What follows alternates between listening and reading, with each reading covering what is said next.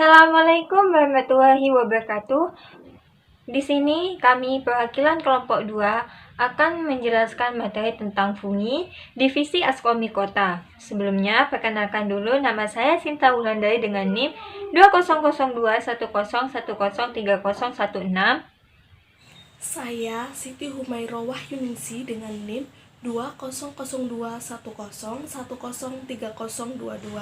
Saya Ana Roshida dengan NIM 200210103111. Saya Sinakurin In dengan NIM 20021010103116. Topik yang akan kami bahas mengenai Askomikota, yaitu tentang apa sih Askomikota, yang kedua tentang karakteristik, yang ketiga tentang struktur tubuh dan fungsinya, yang keempat tentang reproduksi Askomikota, dan yang kelima yaitu tentang peranan dan contoh dalam kehidupan. Apa sih Askomikota itu? Askomikota disebut juga sebagai desak fungi, yang merupakan fungi atau jamur yang reproduksi seksualnya dengan membuat askospora di dalam askus. Ciri-ciri dari Askomikota yaitu bahan dinding sel terdiri dari zat kitin, mempunyai hifa bersekat dan askorkap, jenis spora vegetatif yang disebut dengan konidiospora, banyak ditemukan pada habitat lembah dan kosmolipid, keturunannya haploid singkat, reproduksinya ada dua, yaitu secara seksual dan aseksual. Jenis spora generatif memproduksi askospora, mempunyai sel yang uniseluler dan multiseluler. Habitat Askomikota banyak ditemukan di dalam tanah, laut, maupun pada tumbuhan dan sisa-sisa makanan. Hampir seluruh spesies jamur Askomikota hidup pada lisen, yaitu lumut kerak. Sifat dari Askomikota itu ada 3. Yang pertama bersifat saprofit, dapat ditemukan pada sisa-sisa makanan yang telah membusuk. Yang kedua bersifat parasit, dapat menyebabkan penyakit pada manusia serta hewan. Yang ketiga bersifat dekomposer, yaitu memecahkan materi organik seperti tumbuhan dan hewan yang sudah mati. Struktur tubuh dari Askomikota yaitu memiliki askus. Askus berfungsi menghasilkan askospora. Askospora yaitu hasil reproduksi seksual dari askus. Konidiospora menghasilkan spora aseksual. Konidiofor menghasilkan konidiospora. Dan ada juga sterigma yaitu tonjolan yang berfungsi sebagai tempat berkembangnya nukleus haploid menjadi basidiospora yang haploid. Askospora dalam askus yaitu memiliki sebanyak 8 askospora yang dibungkus oleh askus. Nah, ini bentuk-bentuk dari askospora dari Askomikota. Selanjutnya akan dijelaskan oleh teman saya. Di sini terdapat tipe askus. Yang pertama adalah protonuniket. Kebanyakan berbentuk bulat dan mereka tidak memiliki mekanisme penyebaran yang aktif. Didek askus matang hanya larut, sehingga spora dapat melarikan diri atau rusak terbuka oleh pengaruh lain, seperti binatang. Operkulet memiliki tutup yang operkulum. Ketika spora matang, mereka akan terbuka. Selanjutnya ada bituniket dan inoperkulet. Terdapat 4 tipe askoskap. Yang pertama adalah tidak mempunyai askoskap. Tipe ini banyak ditemukan pada jamur-jamur yang mikroskopis, tidak ada bentuk nyata dari adanya askoskap. Yang kedua ada Cleistostesium. Askoskapnya berbentuk bulat tertutup, terdapat pada kelas Pleistomycetes. Yang ketiga Peritesium. Askoskapnya berbentuk botol dengan leher dan memiliki ostiulum. Yang keempat Aposetium. Askoskapnya berbentuk seperti mangkok, terdapat pada fungi Ascomycetes seperti Moracella sp, Helvela sp, dan Gyromitra sp.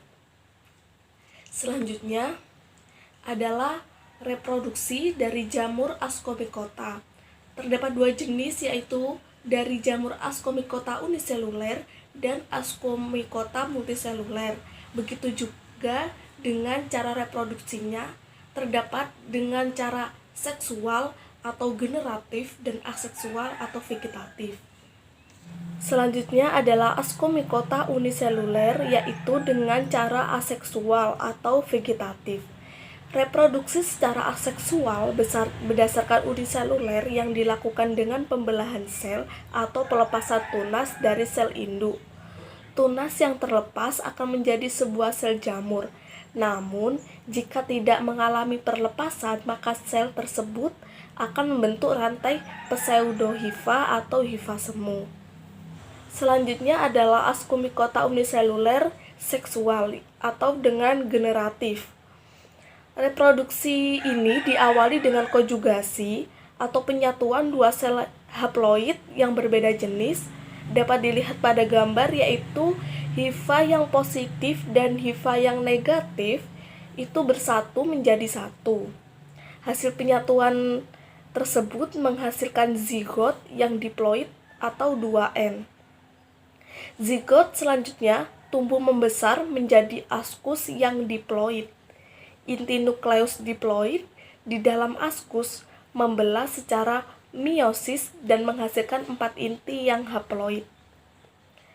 Di sekitar 4 inti tersebut terbentuk dinding sel hingga terbentuk 4 askospora yang haploid di dalam askus. Selanjutnya, jika askus sudah masak, askus akan pecah dan mengeluarkan askospora, sehingga askospora tumbuh menjadi sel jamur yang haploid atau N. Untuk selanjutnya akan disampaikan oleh teman saya. Baik, selanjutnya saya akan menjelaskan tentang reproduksi jamur Ascomycota multiseluler. Jamur Ascomycota multiseluler mengalami 2 fase reproduksi, yaitu aseksual dan seksual.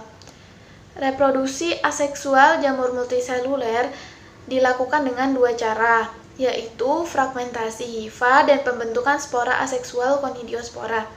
Hifa dewasa yang terputus akan tumbuh menjadi hifa jamur baru. Hifa haploid atau N yang sudah dewasa akan menghasilkan konidiospor atau tangkai konidia. Pada ujung dari konidiospor akan terbentuk spora yang diterbangkan angin yang disebut dengan konidia. Konidia memiliki jumlah kromosom yang haploid atau M. Konidia pada jamur Ascomycota berwarna-warni, antara lain berwarna oranye, hitam, biru, atau kecoklatan. Jika kondisi lingkungan menguntungkan, maka konidia akan berkecambah menjadi hifa yang haploid. Seperti pada PPT, sudah ada gambarnya ya. Itu ada fragmentasi dan pembentukan konidiospora. Selanjutnya, reproduksi seksual jamur Ascomycota multiseluler. Reproduksi seksual jamur Ascomycota multiseluler adalah sebagai berikut. Hifa plus dan hifa min yang masing-masing memiliki kromosom haploid yang berdekatan. Hifa plus membentuk ascogonium atau alat reproduksi betina, sedangkan hifa min dengan membentuk antheridium atau alat reproduksi jantan.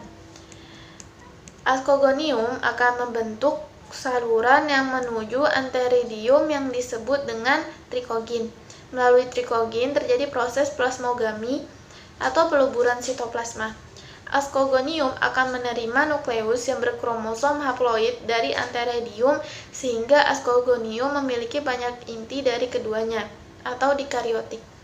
Ascogonium akan tumbuh menjadi sebuah hifa dikariotik yang bercabang-cabang dan tergabung dalam ascokap atau tubuh buah. Ujung-ujung hifa pada ascokap akan membentuk askus dikariotik. Di dalam askus terjadi kariogami atau peleburan inti sehingga akan terbentuk inti yang berkromosom diploid atau 2N.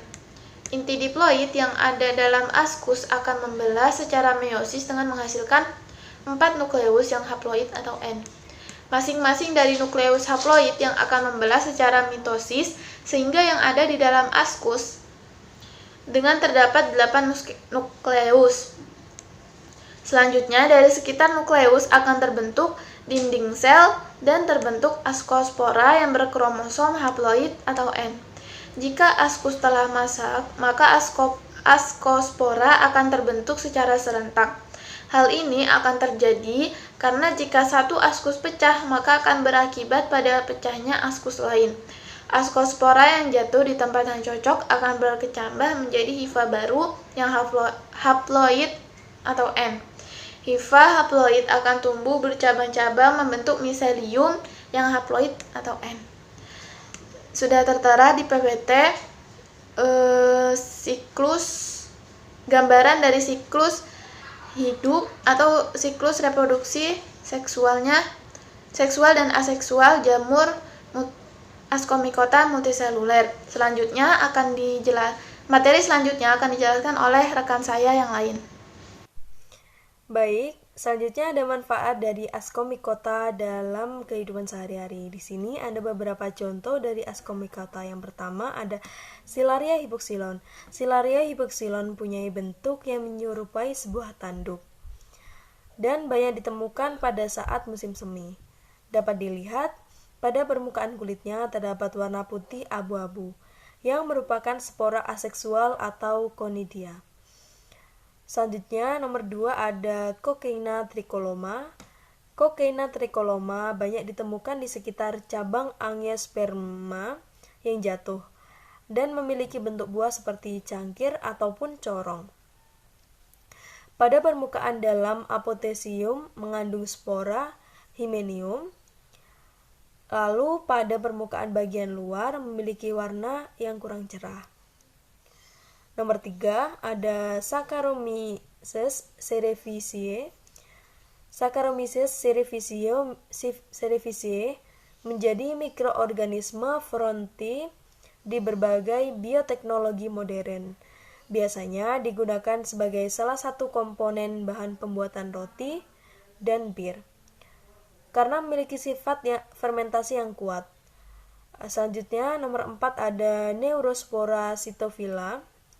Neurospora cytophila seperti jamur dari genus Neurospora yang memiliki spora berbentuk seperti urat saraf berloreng-loreng. Mengutip dari Alexopoulos tahun 1979. Biasanya terdapat pada produk bakery dan menyebabkan kerusakan sehingga disebut bakery mold atau red bread bakery. Yang terakhir ada Penicillium schizogenum, dapat menghasilkan antibiotik penisilin, berkembang biak secara aseksual dengan membentuk conidium yang berada di ujung hifa. Conidium berwarna kehijauan dan dapat hidup di makanan, roti, buah-buah busuk, kain, ataupun kulit. Sekian dari kelompok kami. Wassalamualaikum warahmatullahi wabarakatuh.